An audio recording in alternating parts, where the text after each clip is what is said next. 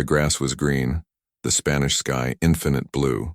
Bing Crosby had just beaten two golf professionals, Manuel Pinheiro, world champion, and Cesar de Zulueta, president of La Moraleja Club.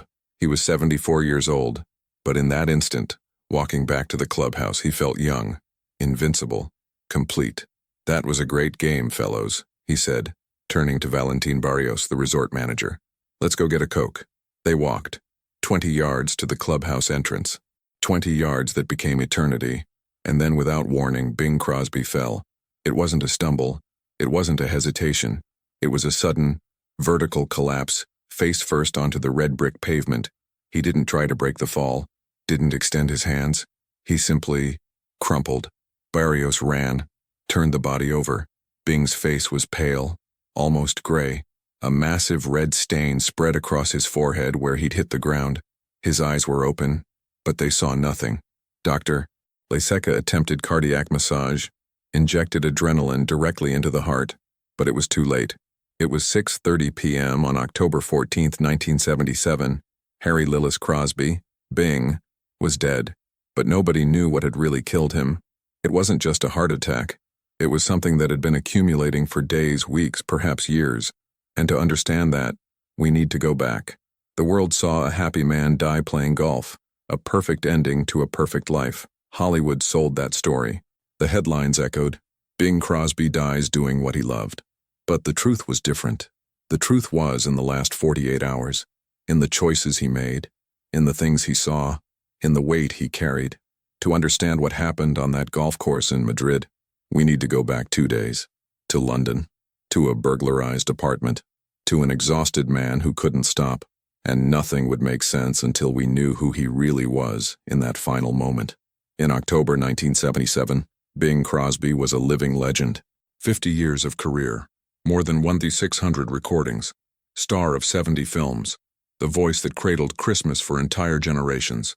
But he was also a 74-year-old man with a broken spine. That March, just 7 months earlier, he had fallen from a stage at the Ambassador Auditorium in Pasadena, fell 12 feet into the orchestra pit. Bob Hope was in the audience watching. The fall ruptured a disc in his spine. He spent a month hospitalized. His daughter Mary said he was lucky to be alive. He returned to the stage in August, Concord, California. During the show, the power failed, and Bing kept singing. No microphone, no amplification, just the voice. That voice. But something had changed. Friends noticed. There was a new sadness. Or perhaps it wasn't new. Perhaps it had always been there, and now he could no longer hide it. He was tired. His body ached. His spine ached. But he didn't stop. Couldn't stop. Because stopping meant thinking, and thinking meant remembering. Remembering Dixie dead in 1952. Remembering the sons who saw him as a stranger. Remembering Lindsay and Dennis who would take their own lives years later. Remembering Gary, who would write a book calling him a monster. So he didn't stop. He kept going. Recording, traveling, singing, smiling, always smiling. September and October 1977 were a whirlwind. Bing traveled to England with family and Rosemary Clooney for a tour. 2 weeks at the London Palladium, sold-out shows, standing ovations. The audience loved him. On September 11th, he recorded a Christmas special with David Bowie. Peace on Earth, Little Drummer Boy. They sat at the piano, two strangers from different generations, and created something timeless. Bowie said later he was worried. Everyone he recorded with died shortly after. He was joking, but not entirely. The days dragged on. Shows, interviews, photos. Bing smiled, sang, did what he always did, but inside, something was depleting. On October 10th, he did his last show. Brighton Centre, packed house, Gracie Fields, the legendary British entertainer, was present. She watched him sing, watched that 74-year-old man with a broken spine give everything he had on stage. He didn't know it would be the last. Or perhaps he did. October 11th, morning. Bing woke in his London flat. He had a packed schedule. In the morning, he went to the BBC's Maida Vale studios, recorded 8 songs with the Gordon Rose Orchestra. His final recording was Once in a While, a melancholic ballad about memories that never fade. In the afternoon, he did a photo session for the album cover of Seasons. Photographer Chris Harding captured him. An elegant man, white hair, tired eyes. Bing posed, smiled, did what he always did. But when he returned to the apartment, he discovered something devastating. His flat had been burglarized. During the Brighton show, while he was singing for thousands, someone had broken in, stolen his belongings, his personal things, his privacy. He called the police, filed a report, answered questions. But something deeper was happening. A violation. A reminder that no matter how much he gave to the world would keep taking from him. October 12th, afternoon. Bing woke tired. But he had one more thing to do before leaving for Spain. He went to the Cranbrook golf course in Kent, played 11 holes. He was interested in buying the course. Another project, another distraction. In the afternoon, he returned to the flat for an interview with a journalist, answered questions, talked about career, music, life, but didn't talk about the burglary, didn't talk about his spine, didn't talk about the exhaustion. He never did. On the morning of Thursday, October 13th, Bing Crosby flew alone from London to Madrid. Alone. He left his family in England, left his friends, flew to Spain to do two things, play golf and hunt partridge. He had plans. On Saturday the 15th he would hunt. He was very specific about the gun, wanted a 20-gauge shotgun, talked at length with the club people about it over lunch on Friday, but he would never reach Saturday. Bing arrived at La Moraleja on Thursday afternoon, didn't waste time, went straight to the golf course, played with Manuel Pinheiro, world champion. They lost to Cesar de Zulueta and Valentin Barrios. Bing scored 92, not his best game, but he was upbeat. Tomorrow will be our lucky day, he said. That night he dined alone, went to his room, slept, or tried to sleep. Noon, Bing lunched at the club with Manuel Pinheiro, Cesar de Zulueta, and Valentin Barrios. Rafael Silvela, the club manager, was present. Years later he would remember that lunch with painful detail. Bing ordered only a cup of chicken broth, a ham sandwich with lettuce and tomato, and a glass of water. Nothing more. A man who had the world at his feet, eating almost nothing. Most of the conversation revolved around the hunt planned for Saturday. Bing was excited, specific, demanding, wanted everything to be perfect. 2:30 p.m. They went to the course. 18 holes. The sun was warm. Bing played well, better than the day before. He and Pinheiro won by 1 point. At the 9th hole, construction workers building a nearby house recognized Bing. "Sing something for us." Bing smiled. Sang "Strangers in the Night."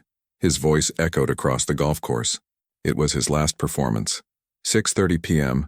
They finished the game. Bing was happy, radiant even. He had won. At 74 with a broken spine, he had beaten 2 professionals. They walked back to the clubhouse. The sun was beginning to set. The sky was golden. "That was a great game, fellows," Bing said. "Let's go get a Coke." 20 yards to the entrance, 15, 10, and then he fell. Valentin Barrios saw everything. Bing simply collapsed, as if someone had cut the strings holding him up. He fell face first onto the red brick pavement. The sound was terrible. Bone against brick. Barrios ran. Others ran. They turned Bing onto his back. His face was pale, gray. A massive red contusion spread across his forehead. Eyes open, fixed. Dr. Lisica, the house physician, was at the club. He ran to Bing, massaged his heart, prepared an adrenaline injection, injected directly into the heart. Nothing. The ambulance arrived. They took him to Reina Victoria Hospital. Tried to revive him on the way. Tried again at the hospital. But Harry Lillis Crosby was already gone. He received last rites, was pronounced dead. Massive heart attack. Widowmaker, they say. The kind that kills before you fall. The newspapers sold a beautiful story. Bing Crosby dies playing golf. The perfect ending. But it wasn't perfect. It was tragic. Because that man who fell on the golf course was exhausted. He had fallen from a stage 7 months earlier. Broken his spine. Spent a month in the hospital. And instead of resting, he returned to the stage. Toured. Recorded. Traveled. Alone. In the last 48 hours, he recorded 8 songs, did a photo shoot, dealt with police after being burglarized, played golf twice, flew to another country, alone. He was 74 years old, in pain, tired, but he didn't stop, because stopping meant facing the void, and the void was more frightening than death. Hollywood didn't tell that part. Hollywood didn't tell about the burglarized apartment, about the man who ate only broth and a sandwich at his last lunch, about the loneliness. Hollywood sold the myth, the smiling icon who died doing what he loved. But the truth? The truth was darker. Bing Crosby was the first multimedia superstar, the first voice that entered every American home. He defined Christmas, defined popular music, defined an era. But in the end, he was just a man who didn't know how to stop, a man who smiled while crumbling inside, a man who, in the last 48 hours of his life, worked until his final breath. The heart attack wasn't random. It was the culmination of decades of pressure, pain, loss, and exhaustion. It was the body finally saying enough. And perhaps the most painful question is, did anyone really know him? Was there, behind White Christmas and the smiles, a man nobody ever saw? His last words were about a Coke, not about love, not about family, not about regrets.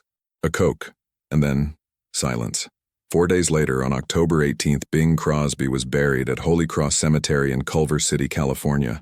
Private mass, few present. His Christmas special with David Bowie aired on November 30th, 6 weeks after his death. Millions watched, cried, remembered, but they didn't know about the last 48 hours, about the burglary, about the exhaustion, about the man who flew alone to Spain because he could no longer stand still. Today, when we hear White Christmas, we hear a ghost. We hear a man who spent his life giving others what he never had, peace. And perhaps that's the real secret Hollywood hid. It wasn't that Bing Crosby died happy.